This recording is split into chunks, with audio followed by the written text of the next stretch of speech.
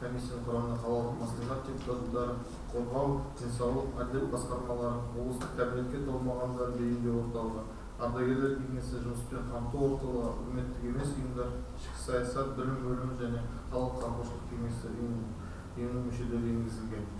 Комиссияның мақсаты кәмелетке толмаған арасында қылмыстың бұзушылықтың алдын алу, қараусыз және панасыз қалған жасөспірімнің қоғамға қарсы іс-әрекеттерін жасауын болдырмау мақсатында профилактикалық іс-шаралар жүргізу. Комиссия отырысы ережеге сәйкес айына 2 рет өткізілуде. Жалпы саны алдыңғы жылы 22 отырыс өтіп, ақылар және өзге заңды өкілеттердің өтініштерін қарап, олар зерделеніп 160-қа жуық қаулы қабылданса, балалардың заңды мүдделерін қорғайтын 403-ке жуық комиссия шешімдері қабылданды.